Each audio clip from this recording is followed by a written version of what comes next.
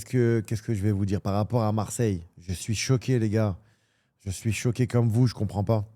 Je comprends pas comment on peut sortir d'un mercato aussi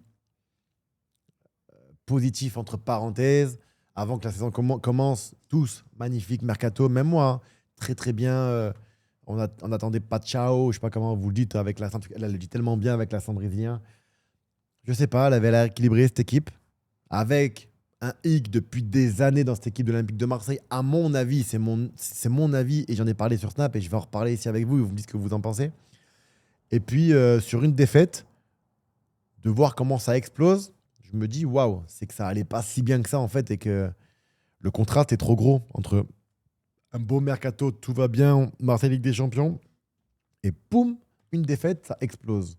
Alors que normalement, défaite de début de saison, c'est plus, voilà, on a de la chance de perdre en début de saison. Il nous reste une trentaine de matchs pour progresser. Ça va. Mais si tu perds ce genre de match à 3-4 journées de la fin et que tu joues quelque chose de plus grand, à la limite, ok. Mais là, les gars, je me suis dit, ça, voilà. Mais là, apparemment, il s'est passé des choses. Je suis comme vous, les gars. Je suis au courant de rien. Enfin, j'étais au courant de rien. Je suis au courant de rien dans le sens directement avec le club. J'ai juste lu, entendu les journalistes.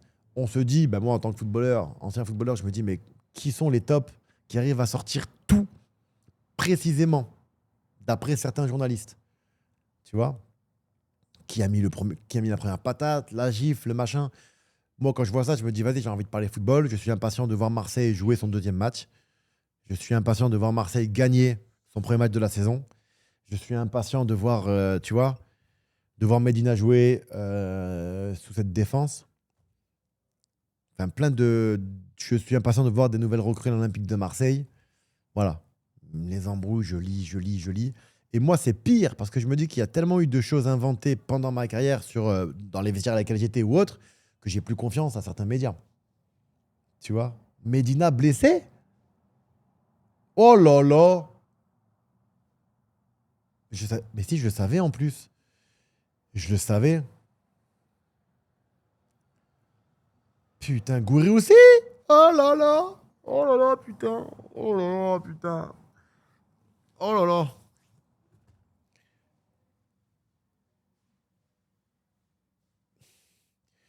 Moi, sur le premier match,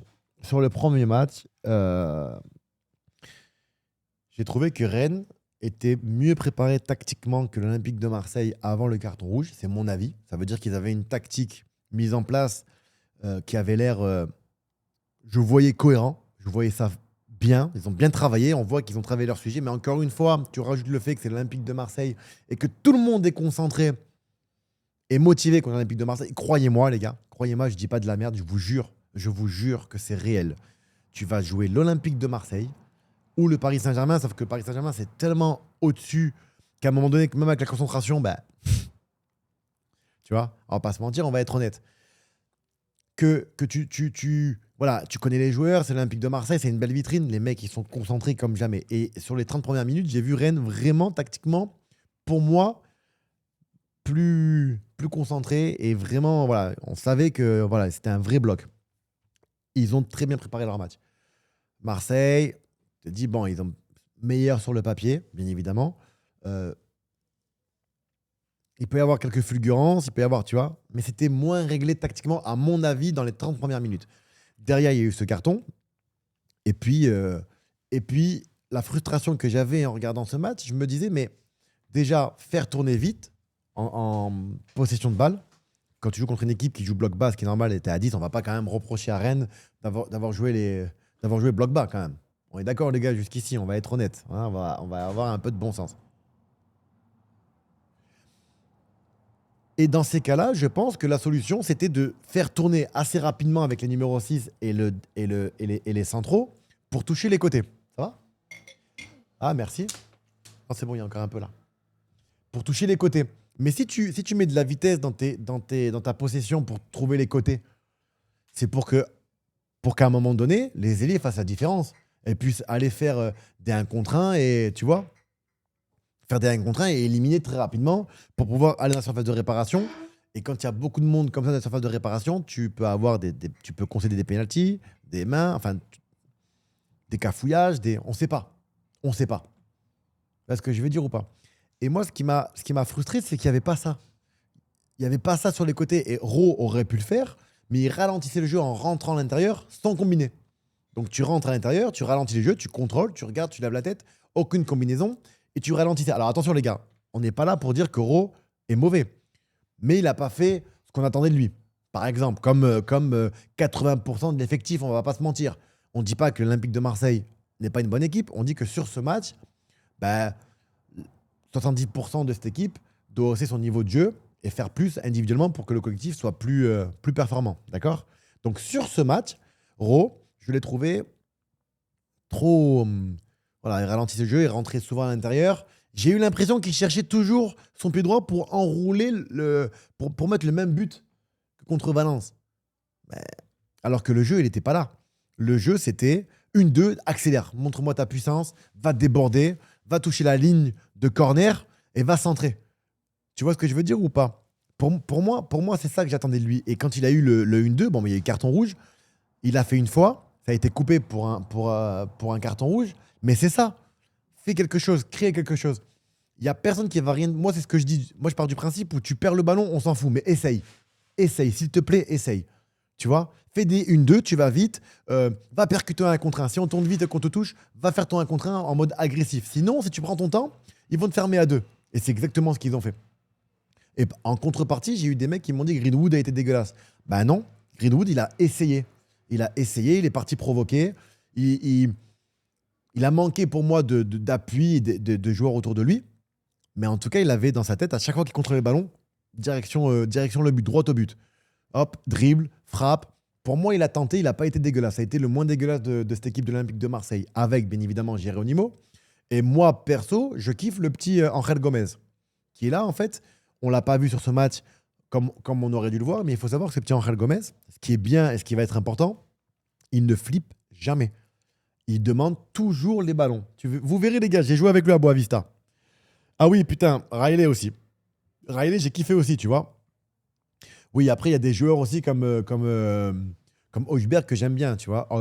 Højbjerg, putain, j'ai du mal à le dire ce nom-là. Bref. Mais cette équipe, les gars, on peut pas dire que le premier match de début de saison, putain, vas-y, on jette l'équipe. Non, les gars, vous savez très bien que c'est une très très belle équipe. Une belle équipe. Pour moi, en tout cas, c'est une belle équipe. On va pas enlever du jour au lendemain le talent de Gouiri parce qu'on l'a moins vu sur ce match. Non, les gars. On va pas enlever le talent de Ro ou d'autres joueurs, tu vois. Moi, je pars juste du principe où c'est le début de saison. Il faut laisser du temps. Maintenant, si le mercato leur permet d'avoir deux trois joueurs pour bonifier ce groupe, c'est encore mieux. Pourquoi? Qu'est-ce que j'ai fait? Vous trouvez que cette équipe, elle est. Non. Mais les gars, vous dites ça parce qu'ils ont perdu leur premier match. Mais n'oubliez pas que vous étiez tous à fond dans cette équipe pendant le mercato avec le mercato. Tu vois? Donc moi, je dis juste que il manque des. Par contre, il manque des. Il y a du caractère, il y a de l'expérience, mais il manque des patrons. Un patron, en tout cas. Et le patron de la défense. Alors, encore une fois, je vais faire attention à ce à ce que je dis. Balerdi, bon défenseur. Balerdi, bon défenseur. Ok. Admettons qu'on a une défense de 4. D'accord. On a une défense de 4. Je pars du principe où dans cette défense, il manque un défenseur qui devrait être le patron de cette équipe.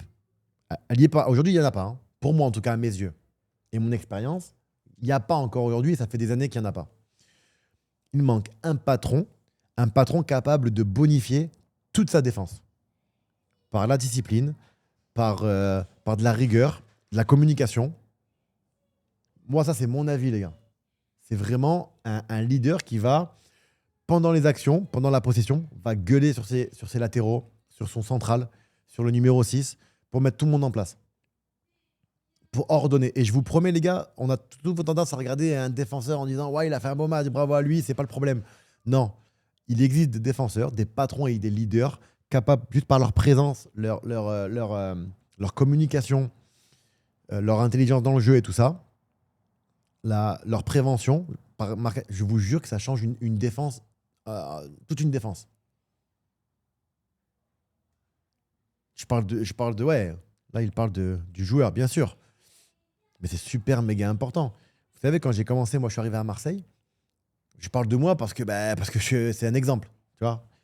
Et ben après, il y a des joueurs contre qui j'ai joué qui étaient pareils aussi. J'entendais gueuler, tu vois. Moi, j'étais fan de Ramos. Je vous voyais comme il était, Pouyol. C'était une dinguerie. Alors, vous allez dire, ouais, mais on pourra jamais avoir ce type de joueur à Marseille. C'est pas ça que je suis en train d'expliquer. Euh, Philippe Mexès, vous le connaissez pas, mais je vous jure, les gars, l'autorité qu'il avait avec nous derrière, c'était une dinguerie. L'autorité de Philippe Mexès. Alors, les gens, ils vont pas le respecter parce qu'après, en fin de carrière, il a un peu levé les pieds, ce qui est normal avec l'âge. Déjà, l'un des plus grands défenseurs que j'ai vu en vrai. Je vous jure, les gars. Mais l'autorité à l'entraînement, et même moi, hein, j'étais à côté de lui, il me gueulait dessus. Quand on prenait un but ou quoi, ah, c'était chaud, les gars. C'était vraiment chaud. Il gueulait sur les défenseurs comme un patron dans son restaurant qui gueule à tout le monde. Parce que le responsable, c'est le patron de la défense. Demain, il y a un trou dans une défense, il y a un truc, tu prends un but, machin, c'est le patron. Alors nous, on a tendance à dire, ouais, le latéral droit, il aurait dû resserrer, machin. Mais moi, je pars du principe où le patron aurait dû prévoir tout ça. Marquage préventif, tu vois. À l'époque, quand j'étais jeune et j'étais à Lille, je voyais Raphaël Smith parler avec Tavlaridis, il se gueulait dessus avec les latéraux. J'ai vu Diawara quand il était à Bordeaux, les gars. Souleymane Diawara. Allez demander à Souleymane Diawara comment il parlait à ses défenseurs. Je dis pas de s'insulter entre nous, les gars. Mais allez voir Souleymane Diawara comment il parlait à ses défenseurs quand il était à Bordeaux. Franck Beria, leader, patron. Donc, ça veut dire que quand le ballon il est à gauche, ben, toi, en défense centrale ou le patron que tu es, tu dois vraiment penser à l'équipe avant ton marquage individuel. Et là, tu te retournes, tu vois que le latéral droit, il a encore en marquage alors que le ballon est à l'opposé, tu lui gueules dessus. Hey, viens me serrer, me casse pas les couilles. Tu vois. Vraiment, viens me coller. Putain, le mec qui fait transversal, on a le temps d'y aller et je te le jure que pendant la trajectoire, tu vas y aller et moi, je vais te couvrir. On se couvre les uns les autres. Point. Tu vois. Avec Rolando, quand je suis arrivé, c'était tendu. C'était très tendu. Sa manière de jouer et tout, on a discuté, on s'est embrouillé, on s'est pris la tête. Je criais sur Sakai alors que Sakai était tellement gentil. Le ballon était à gauche, je criais dessus. Hé, serre-moi. Pareil à gauche avec Amavi. Allez demander à Amavi comment on était chiant en défense centrale. On se gueulait dessus de ouf. Et je disais à Rolando, quand tu vas au duel, la vie de ma mère, fais-moi confiance. Et tu glisses, il se passe quoi que ce soit, je suis derrière. T'es tranquille. Et moi, par contre, en revanche, c'est pareil. Je vais en duel où je sors à un moment donné, je veux que tu sois derrière. C'est normal, les gars. Non, non, je vous jure, les gars, vous rigolez, mais front de bois, quand je suis arrivé à Marseille, l'année qu'on fait, j'étais rassuré, hein. Je vous jure que j'étais rassuré. Donc là, on est sur des trucs où on se dit, ah, il est bon, c'est un bon défenseur. Mais aujourd'hui, non. Pour le collectif, il faut un patron capable de bonifier sa défense. Et ça fait longtemps qu'il n'y a pas ça à Marseille. Donc peut-être qu'il faudrait recruter un patron, un vrai patron. Et peut-être que Ballardi sera encore plus fort. Et Riley aussi, parce qu'il a eu des buts, mais j'ai trouvé vraiment très bon. L'entrée aussi de Wea, moi perso, j'ai pas trouvé ça dégueulasse. Maintenant, à voir. Mais moi perso, tu vois, Sakai était incroyable. Sakai, putain. Oh là là là là. Je te jure, c'est tout. Après, dans cette équipe de Marseille, on peut pas comparer les années. Ce qui est vrai, les gars, à aucun moment je dis que mon époque était mieux. Jamais de la vie. Je dis juste ce qui manque aujourd'hui. Mais c'est vrai que quand je pense à l'équipe de l'Olympique de Marseille, quand je suis arrivé, Steve Mandanda, le mec patron, il était écouté, entendu. T'avais Luis Gustavo, Rolando qui parlait beaucoup et pareil, tu vois. Thauvin, gros caractère. Dimitri Payet, patron. T'avais, t'avais ça, les gars. Et à côté, t'avais des petits cracks. Camara, les gars, petit crack. Putain, Maxime Lopez, phénomène. T'avais des Sakai discrets, mais le mec, il faisait le job. Franchement. Et là, maintenant, le problème, c'est Rabiot, les gars. Je comprends pas. Je comprends pas comment, du jour au lendemain, boum, on se dit, vas-y, on va se séparer de Rabiot et de Ro. C'est bizarre, Ro. C'est vraiment Ro qu'on dit. Il n'y a pas un autre truc, Ro. Ro. Donc, j'écoute, je vois, je me dis, mais qu'est-ce qui s'est passé dans le vestiaire? Ah, je suis comme tout le monde, ils se sont mis des patates. Il y en a un qui est tombé dans les pommes.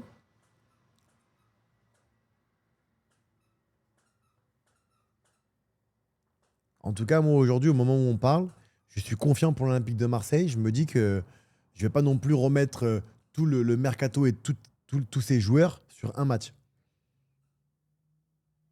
Et je dis pas qu'ils vont gagner demain. C'est demain le match. On est quel jour là? Putain, je sais même pas quelle journée. Tu vois? Donc, il y a des joueurs, les gars. C'est quand même. Maintenant, maintenant, un monstre. Je prendrais un monstre, moi, un mec, un méchant, un mec qui se fait respecter en défense, ça c'est sûr. Qui arrive aussi à driver ses défenseurs.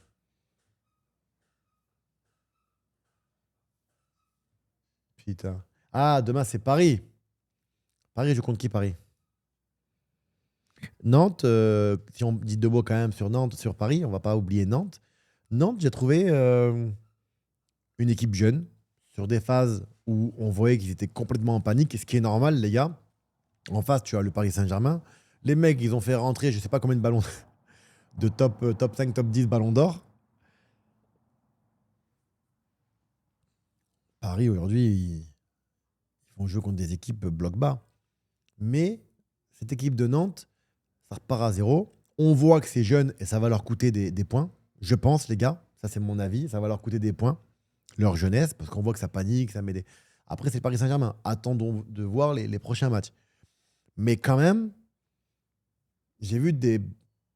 Il y a moyen de faire quelque chose. Parce que le Benatab, là, le petit Benatab,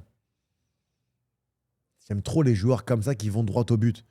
Alors, on ne lui demande pas d'être un poulet sans tête. Mais s'il arrive de temps en temps à combiner, alterner son jeu et le temps qu'il prenne ses aises en Ligue 1, s'il arrive à penser parfois, s'il arrive à alterner entre débordement, passe et combinaison à l'intérieur avec sa vitesse, putain, lui, c'est chaud, hein. Lui, là, Ablin, bon, bah, Ablin, les gars, c'est pas un secret, vous le savez, j'ai pas à vous mentir, ça fait combien de temps que je vous en parle? Je vous parle d'un joueur quand j'ai joué contre lui quand il était à Auxerre. Et aujourd'hui, il vaut 30-40 millions. C'est que vraiment, je suis pas si dégueulasse que ça dans les analyses, hein, quand même.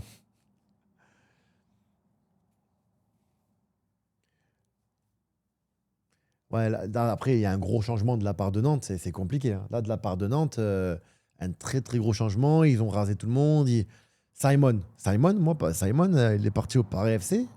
C'est un joueur que j'aurais aimé voir à Marseille. Ça, c'est mon avis perso. Le mec sur les côtés à Marseille, t'imagines, t'as un stade, t'as un peuple qui te rend ouf dans le bon sens du terme quand tu joues au foot. Tu mets des mecs sur les côtés qui. T'imagines la combinaison entre des feux follets comme ça et le public marseillais? Imagine, je te jure. Après, Paris FC, pour ceux qui sont déçus du mercato de Paris FC, non seulement c'est pas terminé, et le truc c'est que Paris FC, attention, quand tu montes en première division, souvent on a tendance à croire qu'il faut tout changer pour se maintenir. Il y a un petit réglage à faire. Moi je trouve que cette équipe de Paris FC n'est pas dégueulasse non plus, hein. Alors certes, je crois qu'elle a perdu son premier match. Putain, j'arrive pas à me rappeler de tous les résultats. Mais, mais après, c'est impossible, les gars, on peut avoir des avis et juger les premiers matchs, mais pas sur la saison. C'est trop compliqué, les gars. En préparation, les mecs, il y a certaines équipes ou même des jeunes qui découvrent la Ligue 1. Il faut le temps que ça. Il y a que Lille que j'ai trouvé dans leur continuité, même s'ils ont perdu trois gros joueurs. Brest, on en parlait avec Ghost sur le pressing brestois qui est compliqué. En plus d'aller jouer là-bas, c'est pas facile, croyez-moi, les gars. Et une équipe cohérente, une équipe, ouais, franchement, ils se connaissent vraiment bien. Monaco, toujours fidèle à eux-mêmes, Monaco, les gars, vraiment. Strasbourg, alors Strasbourg, cette équipe, je vais commencer à regarder de plus en plus Strasbourg, qui me, qui me turlupine avec tous ces jeunes de Strasbourg là, qui, voilà, avec leur attaquant star, qui, pour moi, je trouve vraiment très très bon. En plus, il est en train de prendre un peu en masse. Mais voilà. Lyon, alors Lyon, vous le savez, hein, je suis pas. Ça va, t'as vu, elle est lourde la batterie, hein. Lyon, vous le savez, je suis pas. J'ai l'impression de me justifier. Alors, ça n'a rien à voir, j'aime le foot. J'aime le foot et ça me fait chier de voir Bordeaux dans cette situation, de voir Saint-Etienne dans cette situation. J'ai eu peur pour Lyon, je le dis, j'ai eu très très peur pour Lyon. Parce que je ne voulais pas voir Lyon en deuxième division, je suis honnête avec vous. Je voulais continuer à voir l'Olympico, je veux voir Lyon en première division.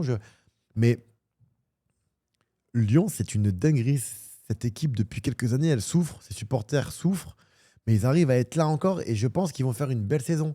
Mais euh, je ne sais pas c'est qui le gardien de Lyon.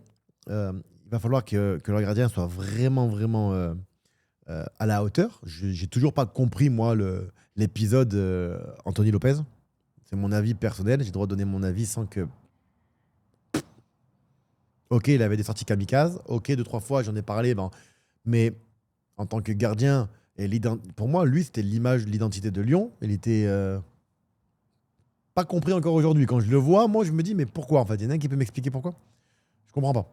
Gombamba. Dieu Gombamba. Euh, Ils ont un bon petit milieu de terrain. Il y a des bons jeunes. Il y a des très bons jeunes que je ne connaissais pas. Je ne connais toujours pas. Mais surtout, c'est que le petit Fofana que j'appelle poulet sans tête. Je sais qu'il va progresser, ce petit poulet sans tête. Qui va se canaliser sur certaines actions et qui va. C'est déjà c'est déjà un très bon joueur. Mais avec Miko Tadze, moi, vous le savez très bien ce que je pense de Miko Tadze, les gars. Alors, Miko Tadze, c'est quelque chose. Alors, j'en avais parlé, vous allez voir, hein, il y a des clips qui vont ressortir. Quand je disais, ouais, Miko Tadze, machin, je veux le voir à Marseille avant qu'il signe à Lyon. Il a signé à Lyon pour prendre sa petite revanche. Ok, il est lyonnais, pas de problème, normal. Ça m'a fait chier parce que ça, c'était l'attaquant parfait pour Marseille. Quoi qu'il pourrait toujours signer à Marseille. On a déjà vu des joueurs être à Lyon et puis à Marseille. Et tu vois ce qu'il a fait à Metz, c'est incroyable. À Lyon, pour moi, bah, il y avait Lacazette, donc c'est compliqué. Et là, il lui donne un peu plus de pouvoir. Je suis impatient de voir ça. Et en plus, ça me fait penser. Alors, attention, les gars, on garde des proportions. Doucement, doucement.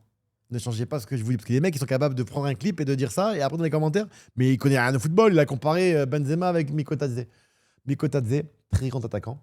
Vous verrez qu'il ira dans un très grand club. Mais l'association du petit Fofana et Miko Tadze, ça peut se transformer en petit Vinicius Benzema.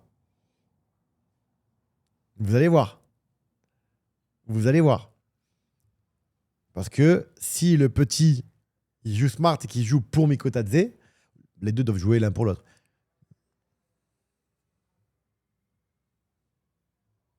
Vraiment. Je vous dis. Parce que le Cristiano Ronaldo de Lyon, qui était à la Lacazette, est parti. Miko Tadze, là, prend les pleins pouvoirs comme le Karim Benzema. Et t'as le petit côté, là, le petit qui va dans tous les sens, comme Vinicius. Non, mais attention, les gars, attention. À aucun moment, dans ce que je dis, je compare Benzema, parce que pour moi, Benzema, c'est. Benzema, il n'y a personne qui va pouvoir me dire, ouais, ben non, pas ouf, Benzema. Ouais, non. Moi, pour moi, Benzema, c'est une légende. Vous le savez très bien ce que je pense de Benzema. Et j'ai parlé de lui toute ma carrière, pendant ma carrière, après ma carrière. Quand il n'était pas en équipe de France, je disais que j'étais déçu. J'ai insisté, réinsisté. Vinicius n'était pas le Vinicius qu'il était avec Karim Benzema. Il a commencé, il était un peu brouillon, il avait les pieds carrés. Pour ceux qui suivent le Real Madrid, ça allait à 250 km/h, mais c'était pas machin.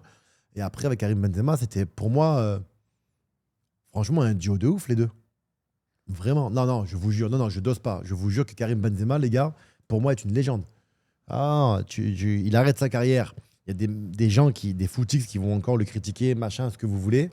Peut-être, moi, je sais, j'ai vu, j'ai vécu, j'étais avec lui sur un terrain, contre lui, je vous jure, les gars, que c'était un. Ça va, toi? Ah, madame, aujourd'hui, est toute contente. Donc, du coup, elle m'a dit, je t'offre le restaurant. Alors, ça m'a beaucoup, ça me touche beaucoup. C'est vraiment gentil. C'est mignon. Mais ce soir ou. Ce soir? Ce soir, ok. Mais d'abord, je vais faire un petit call-off 1 heure. Hein. Je sais pas s'il y a la Zig et toute la bande ici. Ils sont là ou pas? J'ai pas vu les trucs. Non, mais dans une. Bah oui, mais à 22 h. Non, j'ai pas envie de sortir maintenant. On part comment? On va dans les parages ou pas? Non, c'est pas qu'elle a la flamme de cuisiner. Non seulement elle cuisine bien, mais en plus de ça, elle veut juste. Elle est attentionnée de ouf. Elle est attentionnée de malade. Mais là, ça lui fait plaisir parce qu'elle a eu. Je l'ai pas mis sur mes snaps. Mais ouais, ouais, c'est loulou. Elle est pas marocaine, mais elle est marocaine un peu. Hein. Bah, t'es brésilienne. Tu viens du même village que Marquinhos, vous tous des Marocains là-bas. Il est où Flo Thauvin? Il est passé mon Flo? Putain. Putain, ouais, même Flo, les gars. Oh là là, Flo. Oh là là, Flo. Venons, on en parle de Flo. Moi, je le connais, c'est un ami. Mais Flo, avec les supporters lensois, bande de bâtards, quand vous m'avez insulté quand je suis venu avec trois. Mais ça va, c'est de bonne guerre parce que vous savez que je vous apprécie. Mais je suis Lillois. J'aime cette ville et j'aime ce club. D'accord? Mais vous n'êtes pas un ennemi, vous n'êtes pas des ennemis. Ça reste un rival, un très beau rival avec un très beau stade. C'est vrai, il faut dire les vérités. Mais Flo Thauvin, avec ce public-là, enculé. Oh là là là là. Flo, attention, hein. Les latéraux là, de Ligue 1, je vous dis quelque chose. Il a un pied gauche d'anthologie. Mais ça ne veut pas dire qu'il va chercher que son pied gauche. Attention, il part aussi à droite. Attention, parce qu'il est très, très, très équipe, Flo. Très équipe. Donc, ouais, ouais. Il est là, mon Flo. Ah, je croyais que t'étais parti, sale bâtard. Putain, faut que je t'envoie un message. S'il te plaît, Flo. Alors, tu dois régaler tous tes amis, la famille, tout ça. Mais un maillot, on est obligé. Est-ce que vous savez que Flo Thauvin, il joue à Call of et il est archi fort. Je lui ai dit stream, stream, stream, stream. D'ailleurs, faut que tu appelles des gars, ils attendent de tes nouvelles, mon frérot, pour le PC. J'ai mis en contact Flo Thauvin, vous savez, avec les cracks de YouTube pour les PC. Et il donne plus de nouvelles. Mais j'ai expliqué que c'était parce que tu étais en plein mercato, et qu'il y a eu beaucoup de mouvements. Mais maintenant, ils sont pas loin de toi, Flo. Ils sont en Belgique, les mecs. Donc, les gars, il y a Flo avec nous sur le live. Et ça fait plaisir. Ça fait vraiment plaisir. Quelle personne. Ce mec-là, ce mec-là, c'est une dinguerie. Quand tu parles avec lui, même dans ses interviews, il est authentique. Il n'a pas de vice, il n'y a rien qui change en dehors, enfin hors caméra, comme on dit dans le jargon, en off et en on. Et encore, les gars, il n'y a pas de tout qui a été relayé de ce qu'il a fait en Italie, mais ce qu'il a réussi à faire en Italie, c'est une dinguerie, les gars. Donc oui, on ne relaie pas toujours tout, parce qu'on a souvent tendance à relayer l'Inter, le Milan, la Juve, mais je vous promets, les gars, que c'est quelque chose. Hein.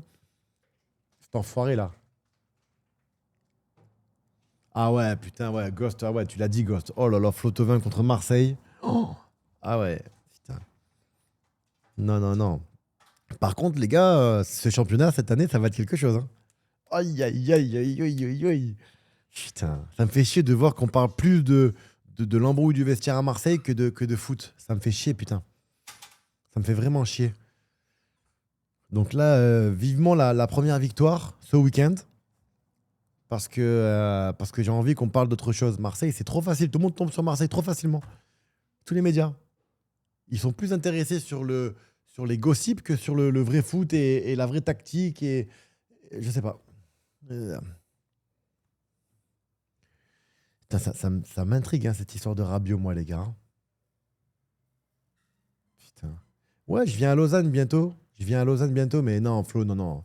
Est-ce que vous savez que Flo, c'est un bosseur de ouf? Alors, il va prendre toujours 2 3 jours s'il n'est pas en sélection. Normal, parce qu'il a quand même une magnifique famille. Mais les joueurs de ce niveau-là, les gars, vous savez qu'ils s'entraînent. Hein. Ils s'entraînent même pendant les trêves, même quand il part 2 3 jours quelque part. Salle de sport, il fait ses trucs, celui-là. Et il le fera encore de plus en plus avec l'âge. Putain, il fait chier. Mais là, ça va, il est encore jeune. Hein. Il est encore jeune. Le match de Lausanne, il sera diffusé sur RTS. C'est quoi RTS? C'est quoi? C'est Adil, tu penses pas que la communauté marseillaise est toxique pour le club? Non, car la pression sur les joueurs est énorme. Et ça doit pas être simple de jouer libéré. Non, quand tu joues à Marseille, normalement, tu dois d'être libéré. Les premiers matchs, tu as la pression, parce que même moi, l'Olympique de Marseille, le public, le stade, tout ça, tu vois. Mais dis-toi que tous les grands clubs européens, c'est comme ça. Hein. Tous les grands clubs, tu vois, à Milan, c'est pareil, l'Inter, tout, partout. Partout, je te jure. Ça doit te pousser, en fait. Ça doit te rendre meilleur encore. Tu penses quoi de... Ah ben écoute, Monaco, je trouve que c'est une belle équipe cette année. Fidèle à eux-mêmes, cette équipe elle finira dans le top 3, ça c'est sûr. Euh, D'ailleurs, sur le premier match, c'était plutôt pas mal. J'ai trouvé que son marquage préventif était bon. Je vous expliquerai dans mes résumés ce que c'est qu'un vrai marquage préventif avec des points et tout. Il était plutôt correct, c'était bien. Maintenant, Ansu Fati, Paul Pogba, ça reste des paris. Bon, après des paris, tu prends pas beaucoup de risques hein, parce que ça reste des bons joueurs. Je suis plus quand même pas inquiet. Je suis pas du tout inquiet parce que je suis pas monégasque. Je suis impatient de voir Ansu Fati. Paul Pogba, je le connais. Au milieu de terrain, l'expérience, le charisme qu'il a, sa technique, tout, sa vision du jeu, tout. Je suis pas inquiet. Franchement, les gars, je vous dis, je suis pas inquiet. Ce mec-là, il sait souffrir, il sait se battre et il sait jouer. Maintenant, le Ansu Fati, je me dis que tous les joueurs que le Barça, parce que le Barça, cette institution ne te laisse pas partir comme ça. Tu vois, et s'il te laisse partir, c'est que vraiment, voilà, c'est pas, tu vas pas exploser dans d'autres grands clubs de ce niveau-là. Tu vois ce que je veux dire? Donc c'est très bizarre quand même. Après, on va voir. Mais après, Monaco, ce club, il n'y a pas de pression. Par contre, ça c'est bien. Ça joue très très bien. Tactiquement, les gars, Adi Hutter, putain, quel coach lui aussi. Le gros problème de Monaco l'année dernière, pour moi, c'était les marquages préventifs. Ils étaient tellement. Enfin, leur tactique, c'est de marquer le plus de buts possible. Donc, ben, normal que derrière, tu te découvres. C'est logique, les gars. Donc, oh, Marie, t'es là, Marie? Non, elle n'est pas là, Marie, j'ai cru. Il fait quoi, la Zig? T'as vu la déclat de Véronique Rabiot? J'ai survolé tout ça, les gars. J'ai mon téléphone. J'ai survolé tout ça. Les journalistes m'ont contacté pour parler de ça. Je lui ai dit, j'ai pas grand-chose à vous dire.